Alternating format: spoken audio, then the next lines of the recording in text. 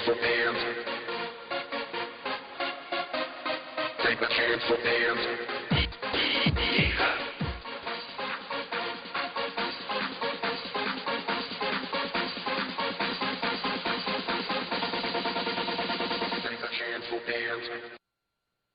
Olá, galera! Mais uma de nossas aulas começa a partir de agora. E o tema da aula de hoje é colisões e coeficiente de elasticidade. Para iniciar a aula, para começar este assunto que é de suma importância para a mecânica, nós vamos começar com o conceito de colisão. Colisão corresponde à aproximação mútua entre duas superfícies. Exatamente. Sempre que uma superfície se aproxima muito de uma outra, você tem então que isso define uma colisão. Quando se fala em colisão, você pode estar pensando, aproximação mútua é quando uma superfície está chegando próxima à outra, há uma interação entre a nuvem eletrônica da primeira com a segunda. Daí surgem algumas forças.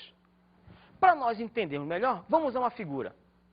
Na figura, então, temos uma bola de futebol que vai ser arremessada contra uma parede. Ela atinge a parede com a velocidade v. Então, nessa primeira figura, figura A, nós vamos ver a colisão. A bola já atingiu a parede e, notem, sofreu uma deformação. E é importante perceber o seguinte, se houve uma deformação, é porque houve uma força atuante sobre a bola. Ora, a toda ação sempre corresponde a uma reação. Então, se a parede exerce força na bola, a bola reage exercendo força na parede. Daí termina a colisão, vamos ver? Agora a bola já voltou da colisão, nessa figura B então, ela já retornou. E notem que manteve o mesmo valor de velocidade. O módulo vai ser exatamente o mesmo. Muito bem, então a figura nos sugere um detalhe importante. É que a bola atingiu a parede e sofreu uma deformação. Mais precisamente, ela ficou submetida à ação de uma força. Neste caso, então, ela sofreu a deformação devido à atuação dessa força. Eu posso, então, imaginar que existem duas fases para essa colisão. Fases de uma colisão. A primeira fase é a fase de deformação. O que é a fase de deformação? Bom, no início nós falamos que o corpo vai e atinge a parede. A bola atingiu a parede. Quando então sofreu a deformação, ela começou a deformar. Então, a partir do momento que ela atinge a parede, começa a primeira fase, a fase de deformação. Vamos acompanhar a figura. Na primeira figura, nós temos que o corpo já atingiu a parede. Notem, então, que é exatamente o início do processo ou da fase de deformação. Vamos à segunda figura. Notem que ela está deformando. O que era diferente, que era uma esfera, aliás, agora já está um pouco mais deformada. E continua o movimento. Ela deformou um pouco mais. E, finalizando, chegou na máxima deformação. Bom, é importante perceber o seguinte. À medida que ela vai deformando, a intensidade da força que a parede exerce nela vai aumentando. Exatamente no ponto onde tem a máxima deformação, o corpo para em relação à parede e então, neste momento, é a máxima força e, consequentemente, vai ter o máximo valor da aceleração que esta força exerce sobre a bola. Vamos ver a segunda fase. Fase de restauração, também conhecida como restituição. Como o próprio nome sugere, já é a segunda parte. Nessa situação, o corpo já deformou, a partir da máxima deformação, já começa a segunda fase, com um detalhe importante. Esta segunda fase, ela pode não acontecer em alguns choques. Algumas colisões, elas têm por característica o fato de não ter a restituição, ou completa ou parcial. Isto é, o corpo pode não recuperar sua forma original ou recupera parcialmente. Mas vamos ver a figura, vamos ver? Começa exatamente no momento que está na máxima deformação, quando a força então é máxima. Daí começa a segunda fase, que é a recuperação, a restituição. Notem que agora o corpo já melhorou a sua forma. E mais um pouquinho, e finalmente já recuperou por completo. Nesta figura que nós mostramos, nós percebemos que houve uma deformação completa e uma restituição literal e completa da forma do corpo. Como eu disse, nem sempre é assim. Existem colisões em que não há essa recuperação. Mas notem, Já que estamos falando de colisão, de deformação, estamos falando de força. Isto porque, então, existem forças atuantes nesse contato dos corpos. Então, durante a colisão, sempre vai existir um par de forças. Eu falo um par por quê? Porque são duas superfícies em contato. Então, tem uma ação em uma e a reação na outra. E essas forças, elas têm a característica de ser impulsiva. Como força impulsiva? Deve ser essa pergunta que você está fazendo. Mas força impulsiva é conhecida. É aquela força que tem uma curta duração e atinge intensidade grande. A intensidade da força de interação em função do tempo. Vamos ver como é que é esse gráfico. Observem. Neste gráfico da força em função do tempo, notem, a duração, que é o tempo, no caso, o tempo de colisão, está registrado aqui na horizontal. Notem que a intensidade da força vai, atinge um máximo e depois começa a diminuir. O que é importante perceber é que este gráfico nos indica exatamente as duas fases da colisão.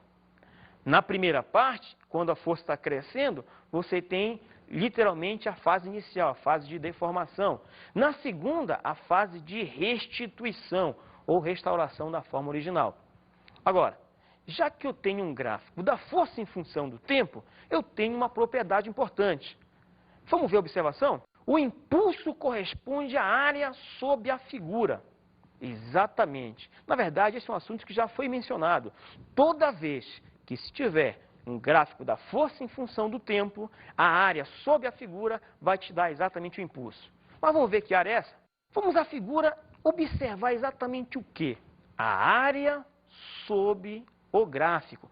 Notem que nós já temos aqui a força, que corresponde a essa linha um pouco mais espessa, e a região achurada corresponde justamente à área. Eu falei que o impulso é a área sob a figura. Agora, notem o que é importante perceber mesmo. É que eu falei que são duas superfícies. Logo, devem ser duas forças. A força que a superfície A exerce na B e a força que a superfície B exerce na A. É um par de ação e reação.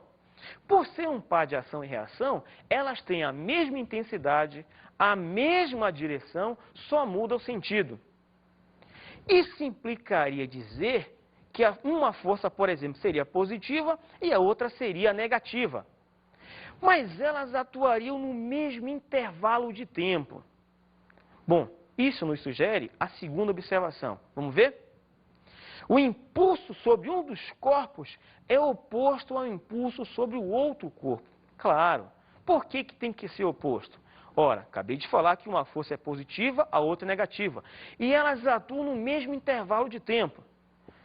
Então, todo efeito que a primeira fizer, uma delas, vai ser exatamente oposto ao efeito que a segunda vai fazer. Por isso que vão dar exatamente impulsos exatamente simétricos, ok? Muito bem. Então, já que os impulsos são simétricos, e eu disse que são dois corpos colidindo, evidentemente, se nós supusermos que todos os dois formam o mesmo conjunto, nós teremos então o quê? Que o impulso 1 é simétrico ao impulso 2. Dessa forma, se nós somarmos, nós vamos ter um impulso total nulo, que é a continuação da observação. Vamos ver então? O impulso total sobre o sistema é nulo. Agora tem que ficar bem claro, quem é o sistema? O sistema corresponde ao conjunto formado pelos dois corpos que estão colidindo, ok? Isto nos sugere então o quê? Exatamente que o sistema é isolado e a quantidade de movimento total do sistema é constante. A quantidade de movimento total do sistema é constante. Isto é, não tem variação. Matematicamente, como é que fica? Isto é, a quantidade de movimento antes da colisão, antes do evento, antes de ocorrer a colisão, vai ser igual à quantidade de movimento após o tal evento, após a colisão. Agora, notem, um sistema é isolado exatamente quando a quantidade de movimento se mantém constante. Isso implica dizer basicamente o seguinte: existem forças atuando no sistema, mas são forças internas. E numa colisão, as forças internas são muito intensas. O que nos dá como resultado o fato de desprezarmos peso dos corpos, atrito das superfícies, forças que têm uma intensidade relativamente muito pequena comparada a essa força de interação mútua. Por isso é que o sistema é literalmente um sistema isolado, um sistema em que a quantidade de movimento se mantém constante. Vamos ver então os tipos de choque? Professor, me diga uma coisa. Todos os choques possuem as duas fases? Bom, na verdade, nem todos os choques realmente possuem as duas fases. Eu posso até, inclusive, classificar os choques justamente por essa diferença de fase, de existência da segunda fase ou não. São três tipos de choque. O primeiro deles qual que é? Elástico. O choque elástico, quando o grau de restabelecimento for total. É importante perceber um detalhe. Existem, então, as duas fases. Primeira coisa importante. Segunda, a segunda fase é completa. Isto é, o corpo recupera a sua forma original. Mecanicamente, como acontece esse processo? Na verdade, o que está acontecendo basicamente é o seguinte. Desde o contato inicial dos corpos até o momento em que sofre a máxima deformação, isto é, durante a fase de deformação, o que está havendo é uma transformação de energia. O corpo tinha uma energia cinética, tinha movimento. De repente, ele começou a entrar em contato. Parte dessa energia cinética vai sendo transformada em energia potencial de deformação. Então, o que acontece? O corpo vai perdendo energia cinética, ganhando energia potencial. Quando ele chegar na máxima deformação, toda a energia cinética que ele tem em relação ao outro já desapareceu e já se transformou então em energia potencial elástica, energia de deformação. Daí para frente começa a segunda fase, que eu disse, pode ou não acontecer. No caso do choque elástico, a segunda fase que começa nesse ponto, ela é completa. Isto implica dizer que tudo que se transformou de cinética para potencial no início, agora vai reverter, vai passar de potencial para cinética. Bom, com isso, como é que ficaria o gráfico da força impulsiva? Vamos ver? Bom, este gráfico, notem, é um gráfico literalmente simétrico. Por quê? No início você tem a deformação e depois você tem a restituição. Então, enquanto está deformando, está transformando energia potencial, energia cinética em energia potencial de deformação, energia potencial elástica, nessa primeira parte. Na segunda, quando o corpo já começa a recuperar sua forma, então a sua energia, que agora é potencial, vai começando a ganhar energia cinética, vai se transformando em energia cinética. Por isso, então, o gráfico é simétrico. Bom, esse é o primeiro tipo de choque. Notem logo claramente que há uma conservação da energia envolvida aí, não é? Ah, por que há essa conservação? Porque eu disse, tudo que se perdeu no início de cinética para potencial, recuperou na segunda fase. Muito bem, vamos então ao segundo tipo. Vamos ver? É o choque parcialmente elástico. Quando que o choque é parcialmente elástico? Quando houver um pequeno restabelecimento. Aí você pergunta, pequeno restabelecimento? Isso. Isso implica dizer basicamente o seguinte, o corpo bateu, deformou ao máximo, transformou sua energia cinética em energia potencial elástica e na hora de começar a recuperar essa energia, a energia cinética inicial já não recupera por completo. Aí você pode estar pensando também, ora, se não recuperou a energia por completo, então parte do corpo continua deformado. É exatamente isso. Uma das características mais importantes da colisão, do choque parcialmente elástico é isso. É que após a colisão, existe ainda um resíduo de deformação nos corpos. Então, parte da energia cinética dele ficou perdida realmente. Vamos ver o gráfico da força, como é que fica? Notem então, força em função do tempo novamente. O que antes era simétrico já não é mais. Então, deformou tudo no início e na hora de voltar, de recuperar essa energia, já não recuperou. Mas eu tenho também um detalhe importante. eu já disse que o gráfico da força-tempo me dá um impulso sofrido pelo corpo. Suponha que esse é o gráfico da força que atua na bola que bateu na parede, por exemplo, naquele caso anterior.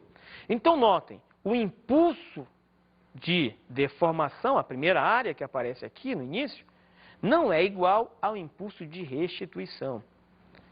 Ora, então, você já percebeu que nem tudo que se gastou no início vai se recuperar agora. Vamos ver o terceiro choque, então?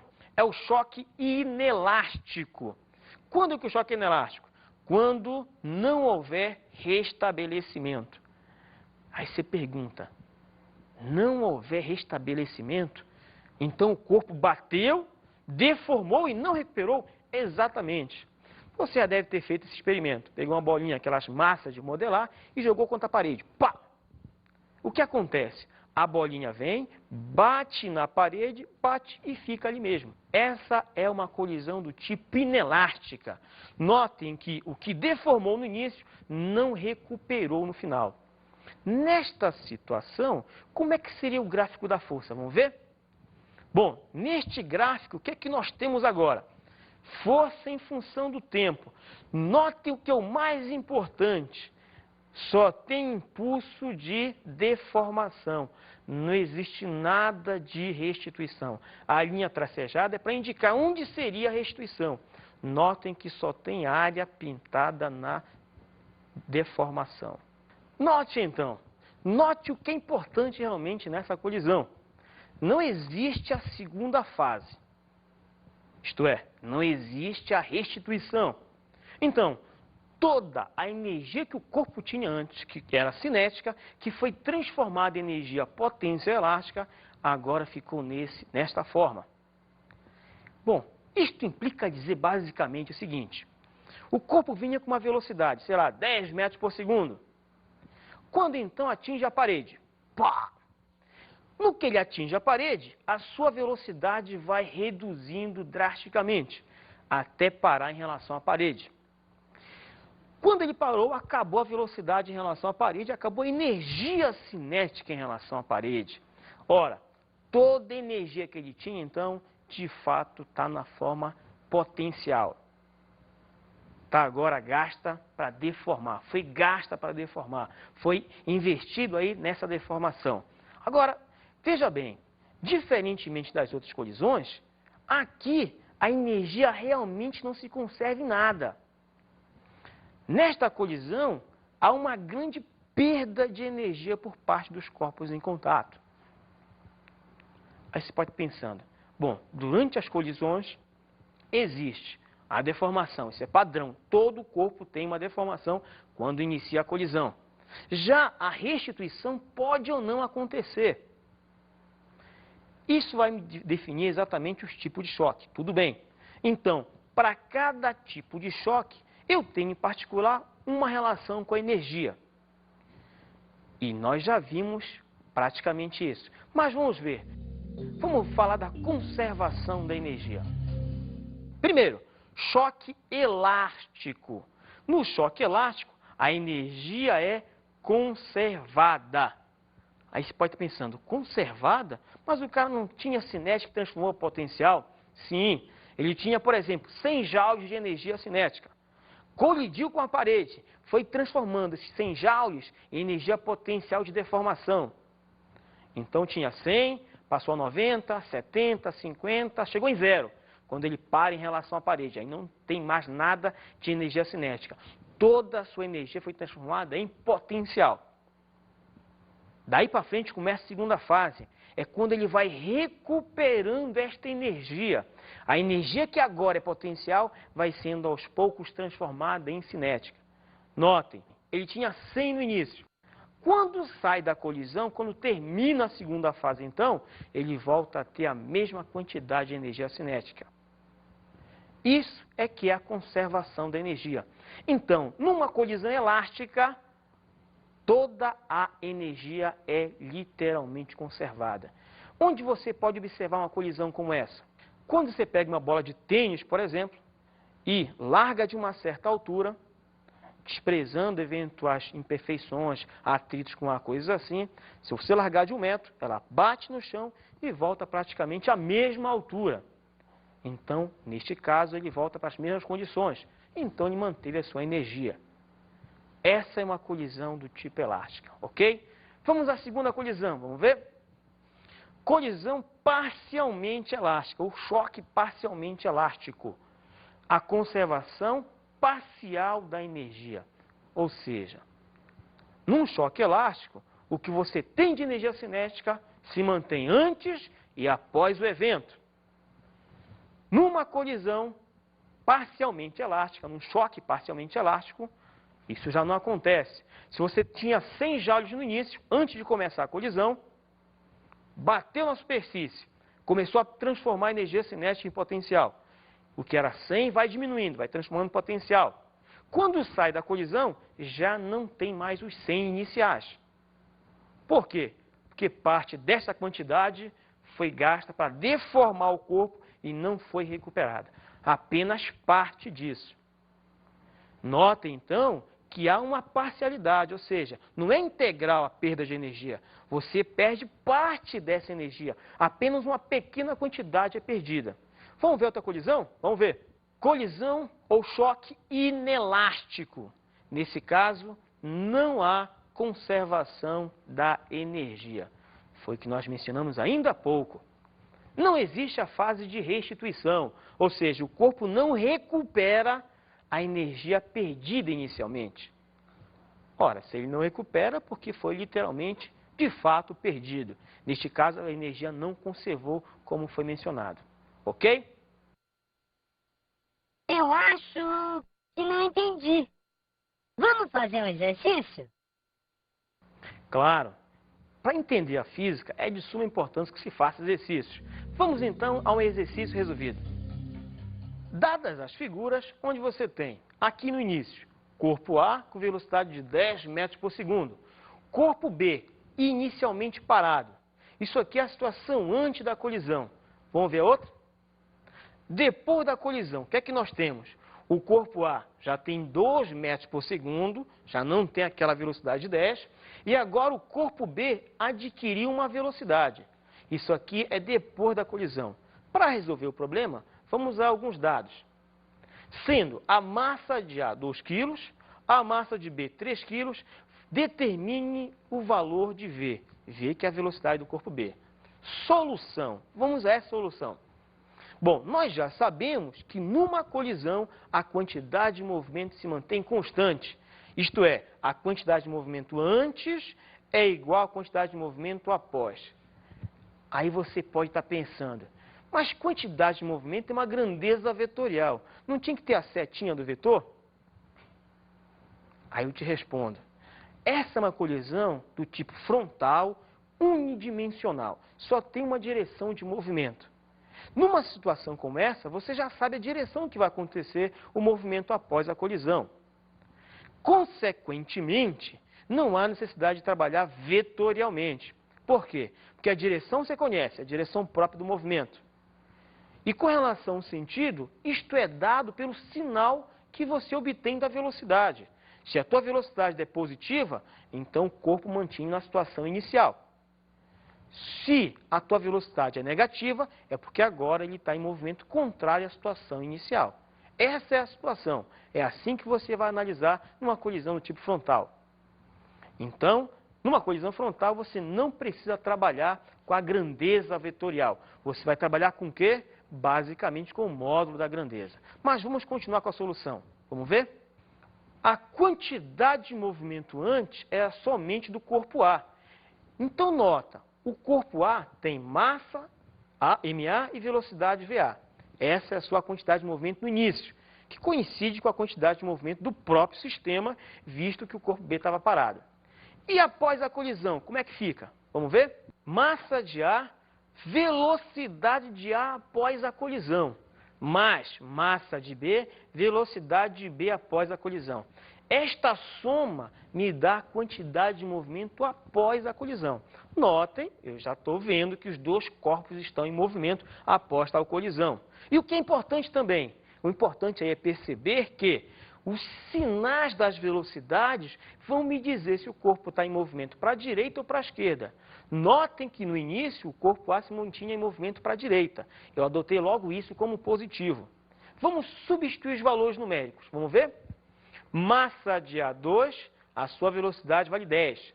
2 vezes 10. Igual. Quantidade de movimento agora após a colisão. Massa de A2, velocidade de A após a colisão também 2. Notem, eu estou botando velocidades positivas. Estou adotando sentido positivo, exatamente sentido inicial do movimento do corpo A. O sentido positivo é aquele. Continuando, você tem mais, aí vem a quantidade de movimento do corpo B após a colisão. Esta aqui é a sua massa e V a sua velocidade.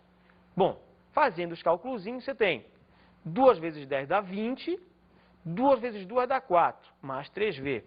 Bom, resolvendo isso, você vai ter que a velocidade é 16 terços de metro por segundo. Bom, deu um valor positivo. Ora, um valor positivo implica dizer que realmente após a colisão, o corpo B está em movimento para a direita. Bom, da própria figura dava para ter essa noção, evidentemente. Saber que se o corpo A vinha da esquerda para a direita, bate no corpo B que está parado, este corpo B só pode se movimentar após a colisão também para a direita. Ok? Muito bem. Vamos ver então agora o coeficiente de restituição de uma colisão. Agora, quem é essa grandeza? Vamos ver? O coeficiente de restituição, ele mede a elasticidade da colisão. Aí se pergunta, elasticidade da colisão? Isso. Essa é a grandeza física, que logo de cara eu vou dizer é adimensional, isto é, não tem unidade. Ela mede quão elástico é esse choque.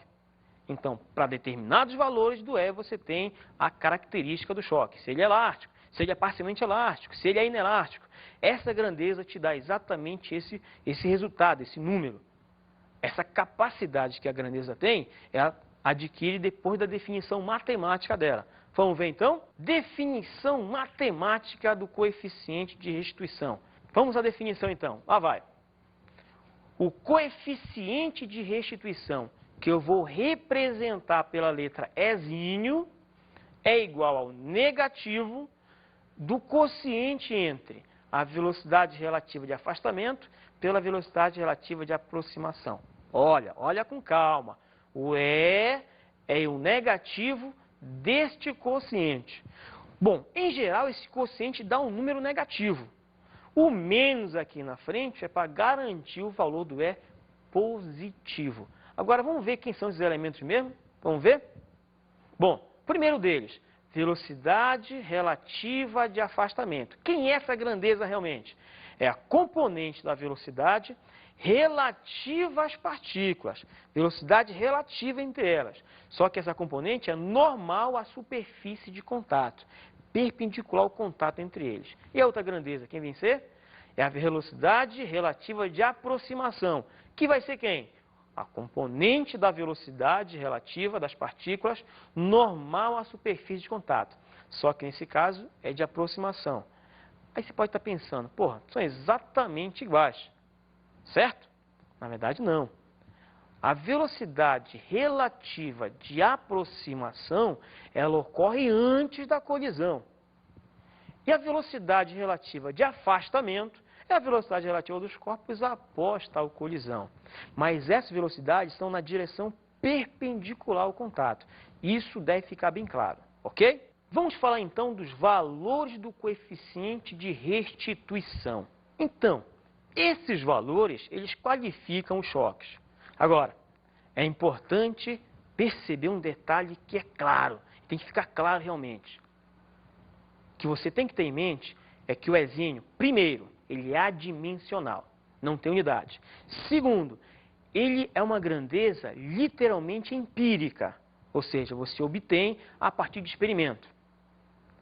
De posse disso, de acordo com o resultado encontrado para esta grandeza, você então vai qualificar o choque. Você vai encontrar em que padrão ele vai se achar. De que forma? Bom, você faz o experimento. faz o contato das superfícies, faz a colisão entre elas, calcula as velocidades relativas de aproximação e afastamento, encontra o quociente delas. Este resultado, este valor numérico, já é o nosso Ezinho, já é o nosso coeficiente de restituição.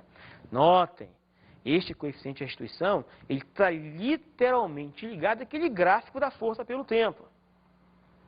Eu posso, inclusive, dizer, entre aspas, que o valor do coeficiente de restituição me diz o quanto uma área do gráfico da força pelo tempo, a área da restituição e da deformação, o quanto é maior que o outro. É a partir daí que você define empiricamente o coeficiente de restituição. Mas vamos aos valores, vamos ver? Primeiro valor do E. Suponha que você fez o cálculo e encontrou E igual a zero. O E igual a zero, quando isso acontece, o choque é perfeitamente inelástico. Aí você pode perguntar, peraí, E igual a zero, choque inelástico. Mas tem que ser. Por quê? Essa é a pergunta que eu te faço também. Para você responder, você tem que lembrar o seguinte. Primeiro, no choque inelástico, não há fase de restituição. Ou seja, o corpo vem, bate na superfície, deforma ao máximo, para em relação a ela e aí fica. Isto é, não há a velocidade relativa de afastamento. Isto é, a velocidade relativa de afastamento é nula. Ora, se a velocidade relativa de afastamento é nula, quando botar no quociente do valor do E, vai ficar zero sobre alguma coisa. E zero sobre qualquer coisa vai dar exatamente o valor zero. Muito bem. Existe uma velocidade relativa de aproximação, mas não existe uma velocidade relativa de afastamento. O zero sobre essa alguma coisa, que é a velocidade de aproximação, vai dar exatamente o valor nulo para o coeficiente de restituição. Sabido disso, vamos ao outro valor. Vamos ver? Você fez o cálculo agora e encontrou E igual a 1. Quando E vale 1, o choque é perfeitamente elástico. Não esquece, no choque perfeitamente elástico, o que acontece? A conservação total da energia. Aí você pode estar pensando, peraí, se nós voltarmos ao gráfico da força pelo tempo, nós vamos lembrar que ele é simétrico. Exatamente. Então, uma área é exatamente igual a outra. O que vai dar como resultado o coeficiente de valor 1. O valor 1, então, como eu falei, é justamente pelo fato de a área ser simétrica. Você vai ter exatamente a velocidade relativa antes do choque e a velocidade relativa após o choque de valores exatamente iguais. Vamos ao terceiro, vamos ver? Bom, você pode fazer agora o experimento e encontra o E entre 0 e 1. Entre 0 e 1 é implicar que ele é um número decimal. Neste caso, choque vai ser parcialmente elástico. Então, suponha que você fez o cálculo, fez o experimento lá, encontrou o valor do coeficiente 0,6. Bom, 0,6 decimal tem entre 0 e 1, então esse choque é parcialmente elástico. Isso implica dizer o quê? Que apenas um percentual da energia que foi transferida da forma cinética para a potencial foi de fato recuperada. Ok? Bom, então por hoje é isso aí.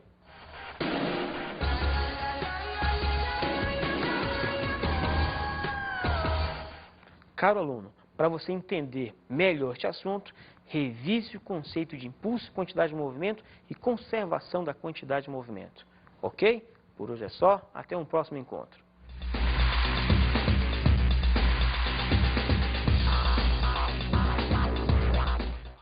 Na aula de hoje falamos sobre colisões e coeficiente de elasticidade. São assuntos importantíssimos para a mecânica. Colisão, contato entre os corpos. Coeficiente é o que determina qual tipo de colisão aconteceu. Conhecemos as fases de colisão. Existe a fase da deformação e a fase da restituição. Vimos ainda a conservação de energia. Choque elástico conserva energia. No parcialmente elástico e no inelástico não há conservação da energia. Bons estudos!